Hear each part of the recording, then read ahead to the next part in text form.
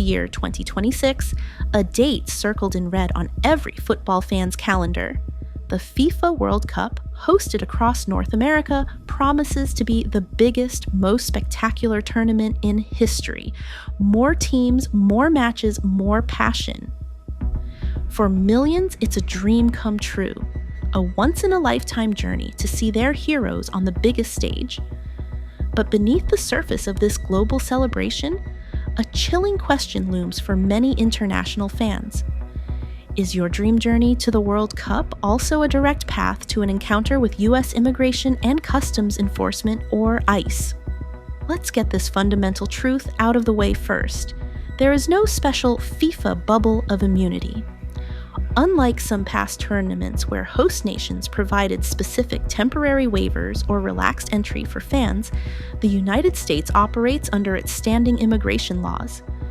This means that if you are an international fan, you are subject to the same rules, scrutiny, and potential consequences as any other visitor to the U.S.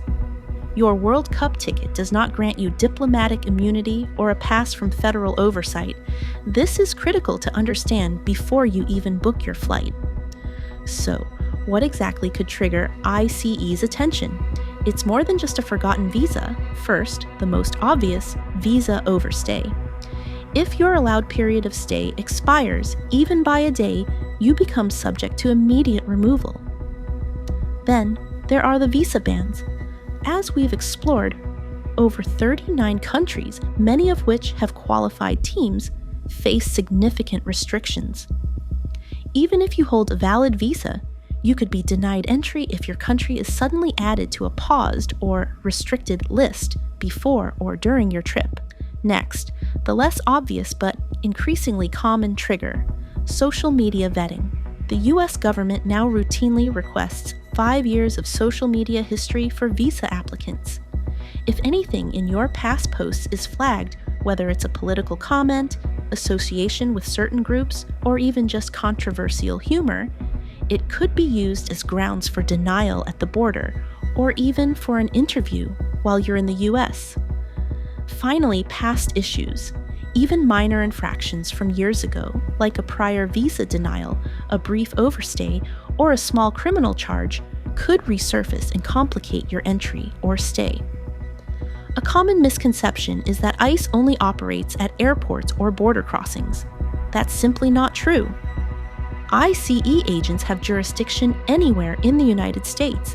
This means they can operate in airports, train stations, bus terminals, and even in the vicinity of stadiums and designated fan zones. Imagine the scene. You're celebrating a victory with thousands of other fans, then suddenly you see an ICE vehicle. This isn't just about targeting individuals with expired visas. It's about establishing a visible presence to deter any perceived violations. For international fans, every interaction with law enforcement, even for a minor infraction like jaywalking, could potentially become a pretext for an immigration check.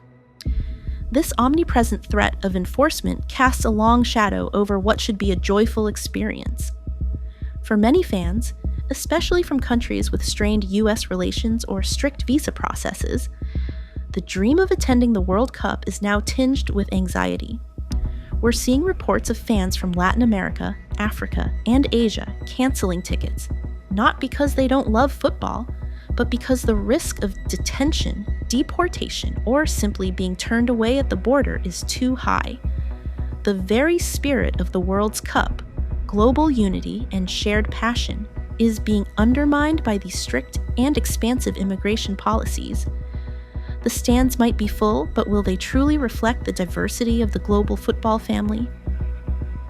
The 2026 FIFA World Cup will undoubtedly be a spectacle. But for international fans, the celebration comes with a heavy caveat. The question isn't just, can ICE arrest fans? But at what cost to the global spirit of the beautiful game? What are your thoughts? Is this a necessary measure for national security, or is it fundamentally altering the inclusive nature of the World Cup? Share your opinions in the comments below, and don't forget to like and subscribe for more deep dives into global issues using shapes and animation.